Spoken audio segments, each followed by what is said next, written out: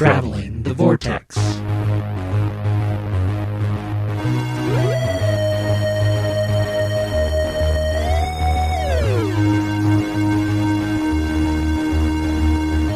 We've joined Eileen Younghusband as she protects the Earth in episode number 361. I'm Keith. I'm Sean. I'm Glenn. How are you guys?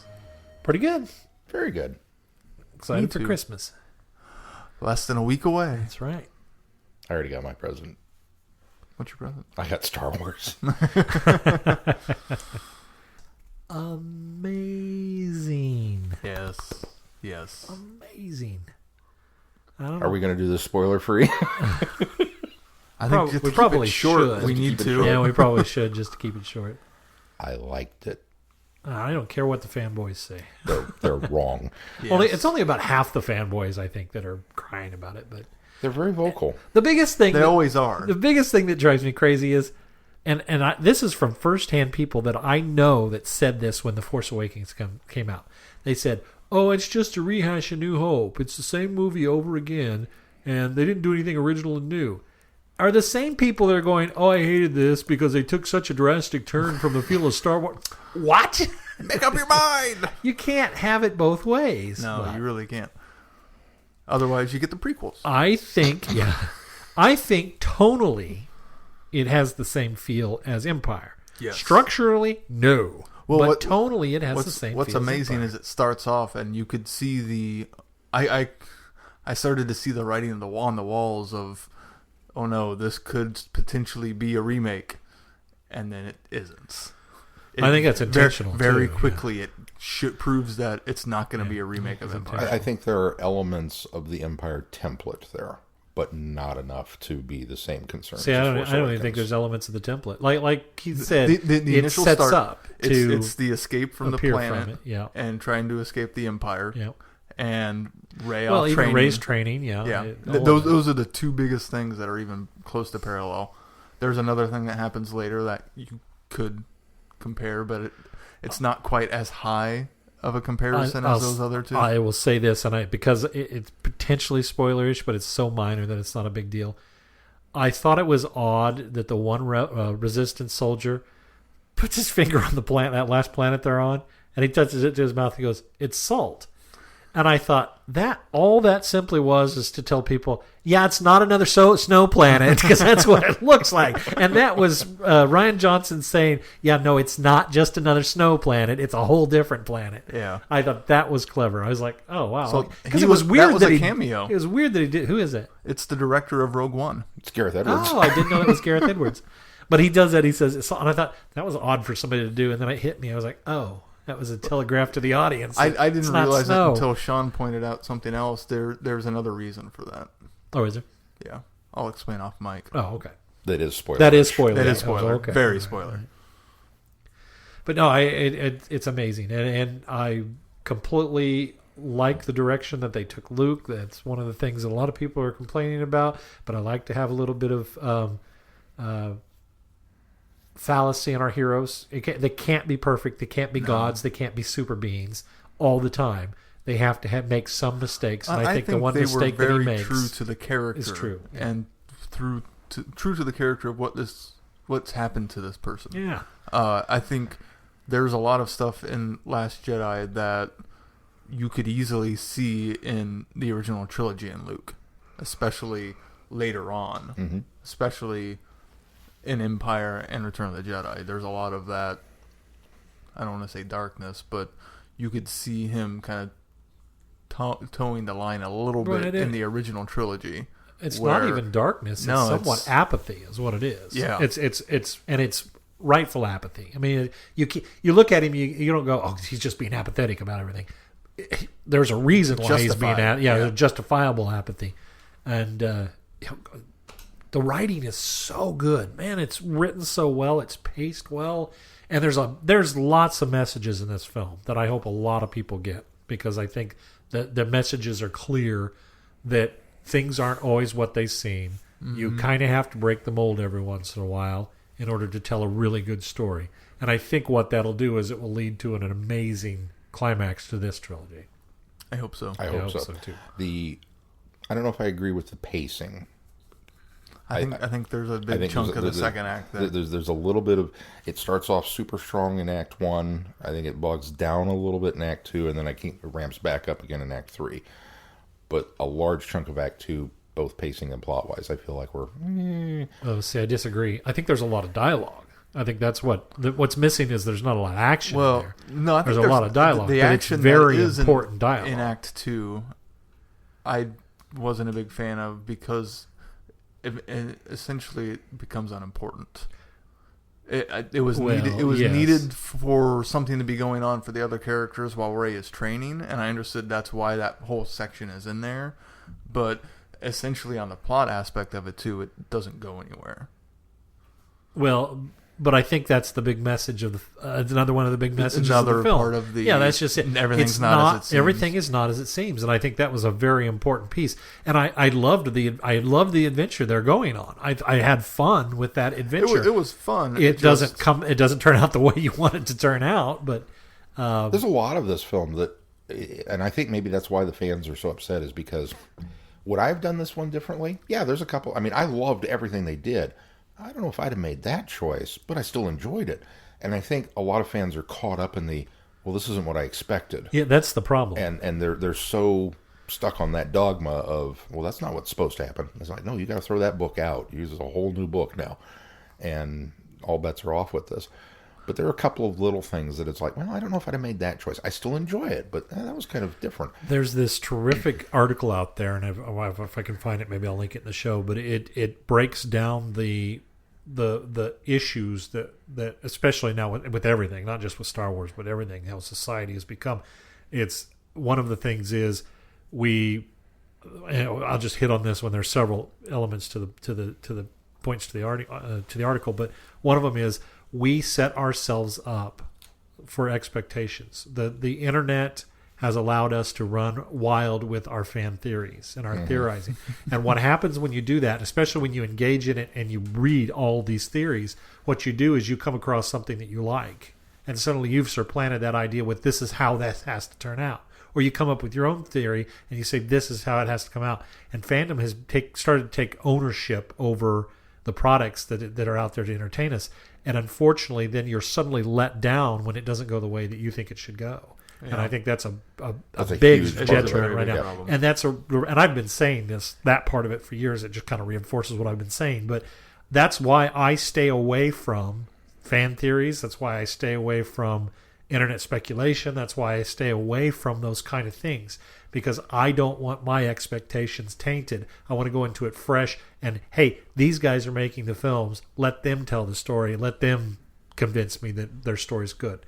And I did that with The Last Jedi. I went into it pretty cold without all the theorizing. I mean, there was a lot of speculation and theorizing right after Force Awakens. You can't help that. I mean, I was on board. I didn't subscribe to a lot of the theories. And even after this one, I walked out going, I wonder if they'll go this direction with it. But when you get so ingrained and engrossed in that kind of thing on the internet, especially on the internet, you run into the problem of being let down because one of the ideas that you were either somebody set up for you or you set up in your own head didn't come to fruition, and suddenly the movie stinks. If you hadn't gone there, you might have enjoyed this film. Yeah, it's true. I 100% agree with you. But just top to bottom, it's so well written and performed and acted and directed and just stellar. Good stuff. I also want to add that I think it was a great step in the right direction for the franchise to make things fresh and different. Agreed. Especially after the complaints of Force Awakens. Even though I enjoy it, I can recognize how much there are heavy aspects to it that were drawn from other movies in the series. But this really breaks the mold and sets the path for the future of Star Wars, especially if they are going to go past 9 in a new direction, and it makes me even more excited for the future of the franchise. J.J. Abrams wanted Star Wars fans to come back and feel comfortable. He wanted a security blanket for fans. Rian Johnson decided, okay, but now it's time to throw away the rule book. Now that's what he's done. It's time to grow up as fans. Exactly. Is what he's trying to get us to do. I'll tell you, I carried a lot of insecurity into this film as a fan, because I really, as much as I loved Force Awakens, I was one of those people that I feel like it really borrowed heavily from the New Hope template. And on a rewatch, I love it. I still love the film, except for Starkiller Base. That's kind of the one thing out of that one that I'm like, we didn't need to revisit that idea again. But going into this and then having all these standalone films that sound like they're really pushing this, let's do a young Han Solo, let's do a young Yoda, let's do a young this, and I'm just like, I'm not tired of the prequels. Even Rogue One, in a way, played it safe because, well, it's the first standalone. It's a very familiar story. I mean, we're back to the Death Star again. So it's like, okay, this was kind of, in a way, the make or break for me, is I was really hoping that it wasn't going to be the Empire template. Because they very easily could have fallen into that trap of, well, we're going to send Rey off to be trained as a Jedi, and Luke's going to become the new Yoda figure, and this and that and everything. And the film moves in such a different way and sets up the galaxy, all the players. And one of the things that I've really loved is all these new characters. I love Poe. I love Rey. I love Finn. I love Kylo. And all of these characters that they are introducing in this film, and in many ways supplanting kind of the old guard. I'm so excited for where this is going to go. So I'm not that I was ever off board, but I'm so on board with where they're going with it. Yeah, agreed. Cool. Well, do we have any news, Keith? There's a little bit of news. So there's a new mobile game and VR game available called Doctor Who Time Vortex VR. So essentially, it's an endless runner where you're the TARDIS going through the vortex trying to avoid obstacles. But it's available on Android, iOS, and VR. Isn't it a report, though? I'm not sure. Because I think they had this game very similar to this, a year or two back, and now they've ported it for virtual reality. I think, yes. Yes, it is a reboot of the successful 360 mobile game. Right. So if you have VR capability, you can play this in virtual reality. So, an endless runner. Yes. I can't win. That's what you're telling me, right? It's like pinball. You're just trying to get the highest score. Yeah. Okay. It's like Temple Run. Did that help that I put it Yes, in it did. pinball? You got to put it in the older games for Sean. I could have said Temple Run, but I needed something that he I would wouldn't have got connect Temple with. Run. I needed something he would have connected with. Okay. So that's kind of cool. Now I'm excited again. Slap on your We grew up with VR those games. headset. Atari 2600, all of those games on there. Well, There but was at the time, we didn't know that you couldn't win. Every game I went into, I thought maybe this will be the time. There were a handful of them. There was Adventure and Pitfall 2 and those kind of things. Something Quest, I don't remember what it was called. But anyway, there were ones that did have an ending, but very few. I mean, Asteroids, you try. My biggest goal in Asteroids was to roll the score, roll it back over to zero, get 999,000 and roll it back over to zero, which I did one time on easy, but I did it. Did you ever make it to the end of Pac-Man? That's exactly. Yep. What do you mean exact? No, there is an end to Pac-Man. Nope. Yeah, there is. I just haven't found it yet. Yeah, the game blips. I haven't found it. I yet. actually have seen it. The game blips out, restarts, and you go to level number 1. It's true. That's what it does. What else, Keith? Our other bit of news is the folks over at Candy Jar released a free Lethbridge Stewart short story for Christmas. It can be downloaded, called The Case of the Missing Fairy, written by Stephen Walton. And we will have that next week. Yeah. And they have a big sale going on. We'll have a right review now, of it too. next We'll week. have a review. We won't have the news We next won't week have- because we've already announced the news Yes. now. Yes. We will have a review of said news item. And we have copies of it now, so I've read we mine. don't even have that next week. We have that now, so yes, we'll have a review next week. That's it for news. How about feedback? Our bit of feedback this week comes from Chrissy. Chrissy wrote a book. Chrissy wrote a review, and we're appreciative. We do. Quick comic review. Dear Vortex Boys, I don't know if any of you guys read Doctor Who magazine on a regular basis. I recently found out that one of the branches in the library system carries a subscription, so I've taken the chance to check out some of the more recent issues, and I wanted to share a quick mini review of the comic from December 2017 issue, which is number 518. It's a Doctor and Bill story called Matildus. Yes.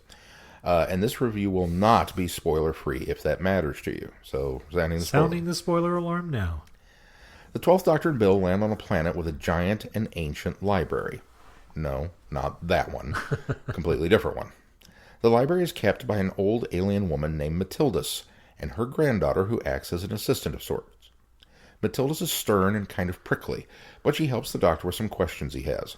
Though her prickly nature does cause Bill to leave the library to go out into the city.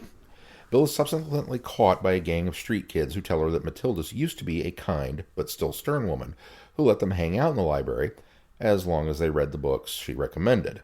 Well, that made me laugh. But now she's chased them off and become a totally different person. The kids think there's something nefarious going on because, well, nobody's gone in or out of the library for months. Bill's the first person they've seen come or go. Meanwhile, Matildus' granddaughter, who's been helping her maintain the library, isn't her granddaughter at all. It's an evil alien entity that's trying to take control of the library with all of its information and knowledge. The entity has been trying to convince Matildus that she's too old and senile to be the head librarian, and she should assign control of the library over to her granddaughter. Except she doesn't actually have a granddaughter. The entity has employed some alien jiggery-pokery to mess with Matildus' mind. The Doctor and Bill reveal the entity's evil plan, and the entity flees. However, Matildus realizes that she's been too absorbed by her work that she doesn't have anyone close to her. No family, friends, or even colleagues. She's pushed everyone away, even before the alien entity was messing with her mind. But then the kids come rushing in and insist that she has them. It's happy endings all around. These street kids have someone who cares about them. Matildus has an adopted family to share her life with. I love this story, not just because it takes place in a library, and that's hits all my warm fuzzies in the right places, but that it's something that everyone can relate to. Wanting a family, wanting to share your life with somebody, not wanting to be alone forever. And it's the Scrooge trope. A mean-spirited, closed-off person learns to love and let people into their life. Maybe it's the Christmas season, although this wasn't a Christmas-themed story, but that made me feel good. It's something I've been missing from a lot of fandoms lately. Everyone seems to have some big, epic message they want to push, and we forget about the small, charming, heartfelt moments that are no less powerful. This reminded me of Doctor Who stories like Vincent and the Doctor and Closing Time. Stories that aren't necessarily about an alien threat, but more about individual people and the things they're dealing with in their lives. Also, the artwork was lovely. I especially liked the design for Matildus as this traditional buttoned-up librarian lady with the glasses and the tight bun in her hair, except she's green and has antennae sticking up out of it. A+ on that design choice. Like I said, this was a one-off comic in Doctor Who Magazine issue 518 if you want to look into it. I would encourage people to read those comics. There are some gems that should get more attention. If I don't talk to you before, I hope everyone has a Merry Christmas, have a fun holiday, and take care. Chrissy. Thank you, Chrissy. Thank you, Chrissy. Thank you, Chrissy. And I think it's very appropriate that the librarian did a review on a Doctor Who story about a librarian. I like that. It's only right. Yeah, every once in a while I'll pick up a Doctor Who magazine and flip through it for the comics because they have some really inventive stories in there. I like that Panini, when they were the publisher, maybe they're still the publisher. I think they still are. They would release collections of the comics in tradeback graphic novel form. And so that's kind of nice to be able to go back and pick some of those up as well. Yeah. We'll have to try to track that issue down. We don't have to review it now because it's already been reviewed on the podcast. That's true, but now for our own pleasure. That's right. All right, shall we move on to our review? The Flaming Soldier. Brigadier Lethbridge Stewart is investigating a series of cases of spontaneous combustion. How can an inferno start inside a brick wall? Who or what are the ghost-like creatures spotted in the area around Ember Base? Does it have anything to do with Eileen Younghusband, hotel proprietor whose ordinary day is about to be interrupted by secrets from her past? Traumatic events from the Second World War impact upon the present day, and a mysterious aircraft could hold the key to the identity of the Flaming Soldier. Bum, bum, bum. I like this one. I like this one a lot. I particularly like the nonlinear storytelling of it. How we were flashing back from the 1940s to the 1970s. I thought that was pretty cool. And even the flashback to like the 1800s. Yeah, I'll get there in a minute. I liked that. I did not like that. I liked that element of it as well. But there's something about that I thought that didn't quite set well with me. But anyway, yeah, I thoroughly am in love with what's her first name? Eileen, young husband, or Le Croissant? Le Cosette? Is that her name? I don't her know last how to name? pronounce Anyway, it. yeah, whatever That's why I her call her maiden young name husband. is. Yeah. I absolutely love her as a character. I love the fact that she falls into that very 1940s military trope, which is appropriate because in context of the time, it's who she is. Women didn't have a large active role in the military, but this story elevates her to a part of importance, which I think is very cleverly done. It shows her skill and her talent as a tracker and the reason why she's brought to this base in order to track this mysterious ship. I thought this story was going a whole different direction when the first test pilot gets in it, flies off, and then combusts. And I thought, ooh, okay, this must have something to do with the Flaming Soldier. And then that's a misdirection.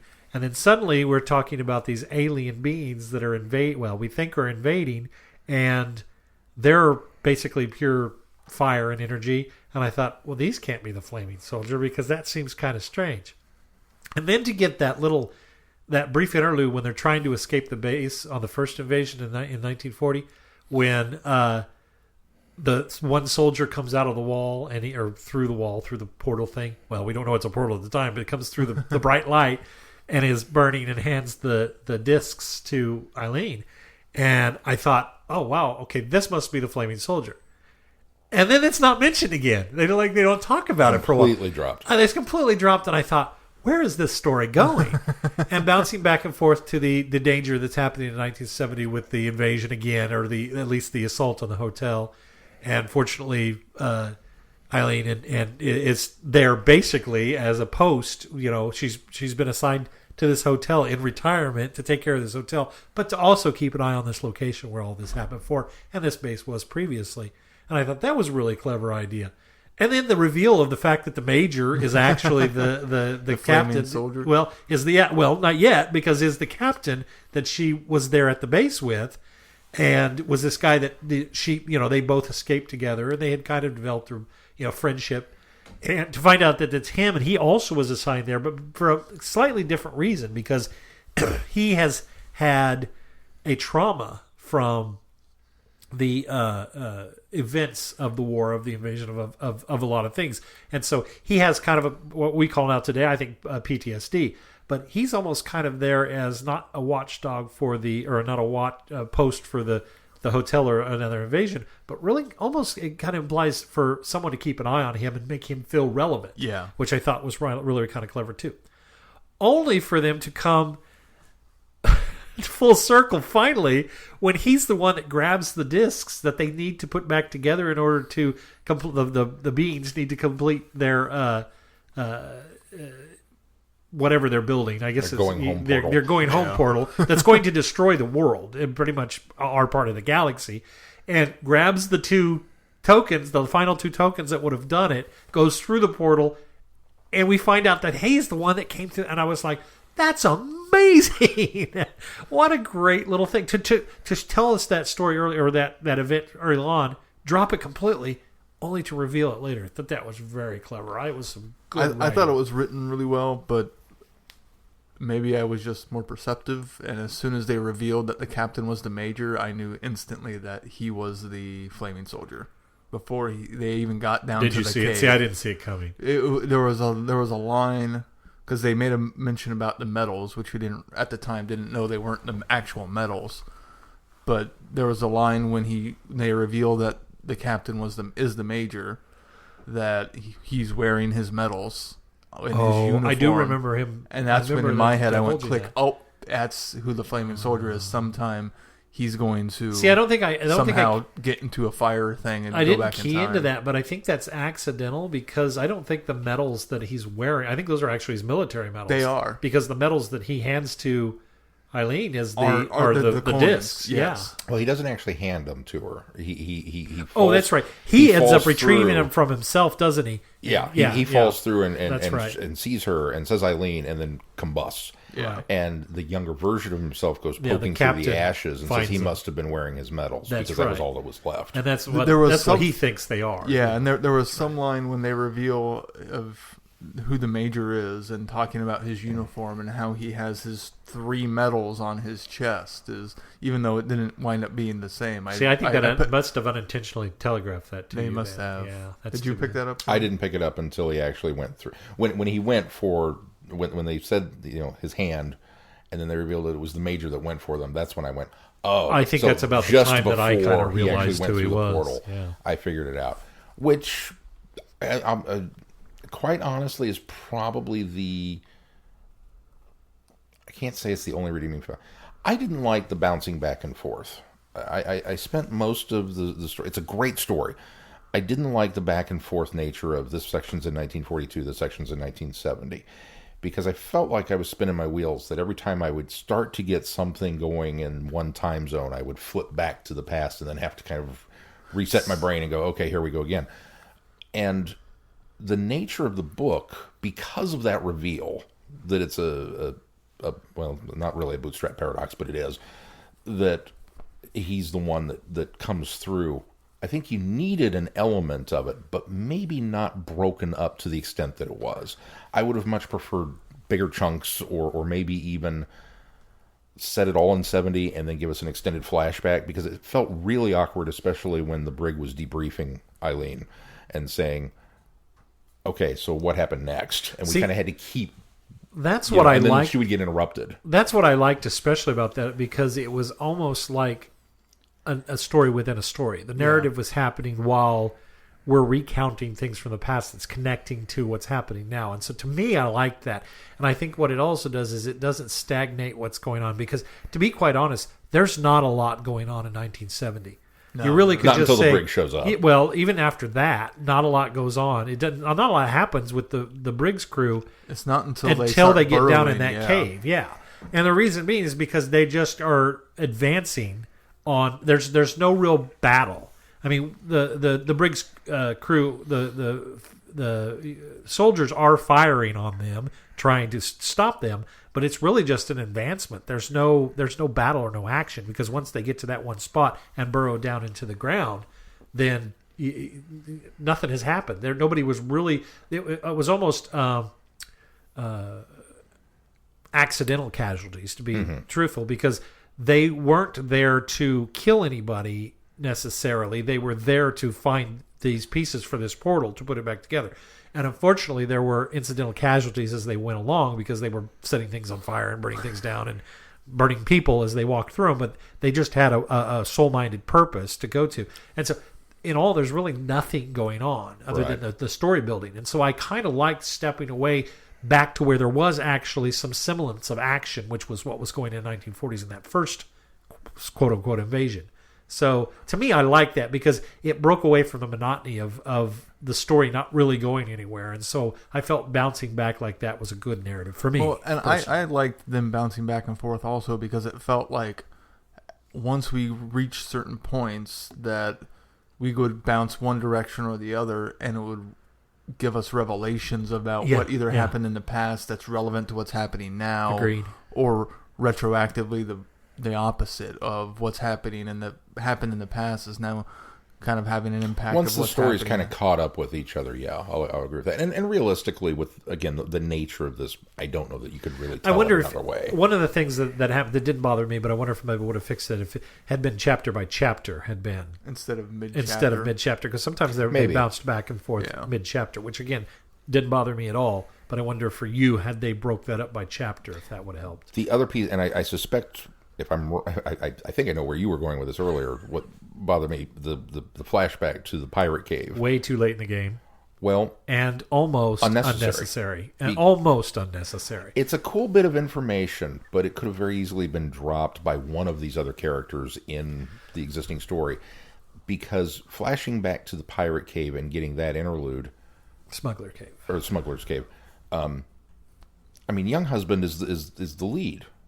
Both of these narrative threads are hers. Yeah. Now all of a sudden I'm outside of the story dealing with characters that have not been introduced or not relevant to anything that's going on. And all it really does is establish this cave and where they are. Exactly. It's just a piece of local color. And the coins, and that's it. Where this would have served better for me is if this had been the prelude. had this been a setup prelude. Okay, then maybe, yeah. That we could have gone to later. But dropping in where it does, that doesn't work quite for me. The other thing that I thought that sort of took me out of it, and they kind of explain why they do it this way, but there's this advancement on this hotel so they can go down in one specific spot, but the specific spot isn't under the hotel. It's so like they could have done it outside the hotel. Yeah, it's another 2,000 yards from where they're at. There's no reason for them to actually enter the hotel. It never really was clear as to why, they had to go through the hotel. And so that I had a bit of an issue with.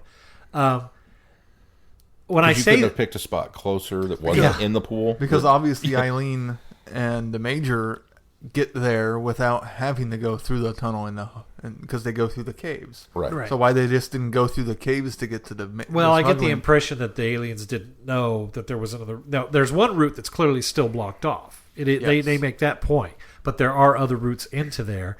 And although I got the impression still they could have gone through a cave to get through there anyway. No, I don't think there was anything still open because they joined up with... That's what I'm saying. I think it was a branch that they joined up with the hole that they drilled. That's what I was about to say. But to his point, they could have gone into the caves and then drilled in. Yeah. It would have had to gone down. They could have just gone across the entire time. So now, that being said, the reason I wish this had been a prelude is because I do think when you say it's unnecessary, I think there's a little bit of necessity to it because that's how all the discs got gathered to one place. It was the smugglers that's what was in those bags. So it was a convenient thing for the enemy or our aliens that they were all in one location, that they could utilize them all from there and pick them back up. So the smugglers had brought them to that location I'll buy that. So many years ago. So that's why it's necessary, but I think the placement is very poorly done. But okay.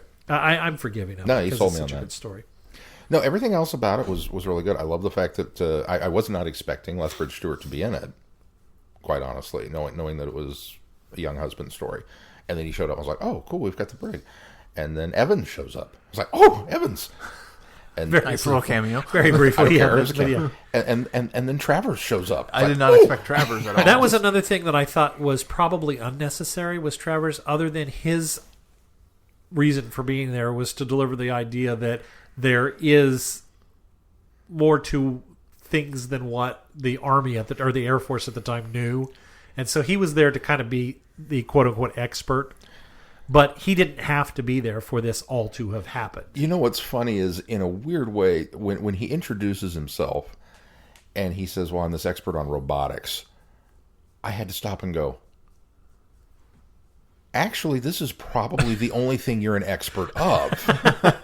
Like, suddenly, Travers' entire life history laid out before me, and I went, he's not an anthropologist, he's not a sociologist, he's not an island hunter, he's a robot guy. He's got the control spheres, and that's his bread and butter. Especially at this point in his life, because he spent 20 years or so examining the Yeti that he brought back. Well, then I began to call it. Yeah. I suddenly began to call it a question. All the other Lethbridge Stewart books is like, why has Travers been dinking around with all this other stuff? He's the robot guy. Well, I think you're being facetious because I like the fact that they've really kind of broadened Travers as a character.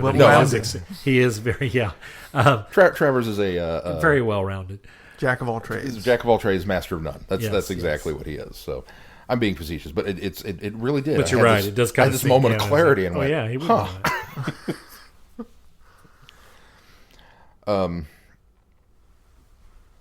What else? I liked all the new characters from the 1940s. All of the introductions to them and their progress throughout the story, I really enjoyed. The waitress and the tiger. You'll be needing me next week. Let's try and survive the night before we make What was the necessity of her contradicting young husband by saying, well, my aunt told me about this, but it was during the day that the invasion happened? I thought there was going to be some sort of maybe time blip variance or something like that that was important for her, because as she's relaying the information, young husband says it happened at night. She contradicts her by saying, no, my aunt said it happened during the day. And I thought, is there an element there? Is there a reason why they had to do that? Is that something that was supplanted in there because maybe the author got the time wrong for when the invasion happened? The bombing, the blitzkrieg happened? That could be. I got the impression that maybe that was acknowledging that, we've kind of fudged the facts here. or if that was a setup for something else that was going to happen that didn't pay off. I wondered about that too, because it seemed like a weird throw-in to not have a payoff for it. And the only thing I could come up with is, well, maybe that's one of those we had to fudge certain events in order to make an entertaining story. See, I hadn't thought that idea. I had thought... But it would have been so easy to just go back and change everything to day instead of night. Yeah. That's why I suppose thought that's true, too. I took it as, oh, this is just another demonstration of this waitress being a nosy Nelly. Butting in where she didn't really need to be. That could be too, yeah. Maybe I was just trying to read too much in it. Maybe it is simply just... Maybe because she got that factoid wrong when she opens up her mouth later and talks about, oh, they're actually, going over here, that we're not supposed to count that as any grain of salt, but Lethbridge Stewart believes her. That could be too, yeah. Again, nothing that set me off the book. No. Or the story as a whole. It just, there were these little moments that I went, oh, okay. Well, and they even acknowledge in the postscript that there are some leftover questions that simply don't get answered. And I like that about it too. I do too. The fact that we don't know a lot of these things about what happened or why. And I like the fact that, these aliens just wanted to go home. They just didn't happen to care that it was going to destroy the Earth. But that wasn't their initial purpose. It wasn't their purpose. Initially, just a side effect. Do we know why they were here? That was another thing that was kind of left unanswered as to why they were here. They were the search party for the first one. I thought was kind of... Yeah, I think I got that. Oh, yeah, I think you're right. Yeah, I do think you're right. And God love Lethbridge Stewart, because I would have been like, well, I'll tell you what, guys, let's go upstairs and you can set up your portal on the surface without destroying everything and go home. And then the planet would have blown up, and I've been like, wow, I was dumb. Yeah, because I got the impression that thing was going to blow the world up if they had set it up, Yeah, not until they said it did I go, oh. I was just trying to save the immediate, let's not blow up the hotel and the people that are here. Let's take this outside. Oops. I'd have been very accommodating to these. Well, you just want to go home? Fine, get off my planet. Lethbridge Stewart was kind of the same way until they revealed that it was going to destroy the entire planet. And he's like, well, okay, now we got to stop you. I totally thought he would have been okay with just letting them leave. Yeah. Oh, I think he would have, too. Yeah. Yep, no, his military mind hung in there just a little bit longer than mine. Anything else about this story that we want to talk about? It's a short one. It's a novella, and I like that. It was a good speed. It was a good pace. Not that I don't enjoy the long form novels, but every once in a while, a novella in there is really nice. So very well done. Yep. They continue to impress. I would like to see some more adventures of Eileen Younghusband. Yeah. All right. Well, Sean, what do we got come up on the schedule? Coming up on the schedule, of course, this is the week of Christmas. So our Friday Night Who for this week, we're going to recap the adventures last season with World Enough in Time and the Dr. Falls. Yes. For our Friday Night Who, which I hope you all got your Season 12 box sets. Season 10 box sets. If you got your Season 12 box sets, I want to ride in your TARDIS. Yes, please. No, I want to ride in their TARDIS. And then we will, of course, be reviewing the Christmas special, Twice Upon a Time, which will probably come out a little late because, well, Christmas is on Monday. We didn't feel like getting together and talking your off for an hour or so and not talking Christmas, but we couldn't do it when we normally would do it. So it'll be sometime a little after that. And I probably ought to put a schedule together. You don't have anything post that, do you? I think we've got one more for the following week. Havoc Files is the following week. The final Havoc Files. The final the final until come to think of it, now. I haven't gotten mine yet, and I don't know if they've gone out yet though. Maybe I'll have to check because it seemed like they were getting ready to post them, and then I haven't gotten it yet. Come to think of it, I haven't either. Oh, you ordered a copy, hard copy of it? Yeah. Okay. Huh. We'll have to find out. Maybe I meant to and I didn't do it. That would explain why I didn't get one. I'll have to check into it. I'll call the publisher about that.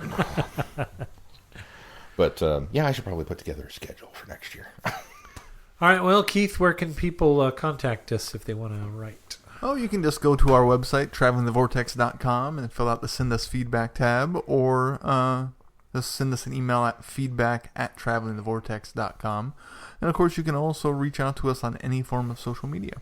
And if you're at our website looking for our feedback link, also consider being a patron of the podcast. There's a link to Patreon on there where you can donate and help this podcast keep going and growing. And thank you to everyone who currently does that. Yes. Anything else we need to touch on this week before we close this one? If that's going to do it for this week, until next week, I'm Glenn. I'm Sean. And I'm Keith. Cheers. Good night, everybody. Be seeing you. Thanks for listening. You have been listening to Traveling the Vortex. Doctor Who and all of its associated programs are owned and trademarked by the BBC. No infringement is intended or implied.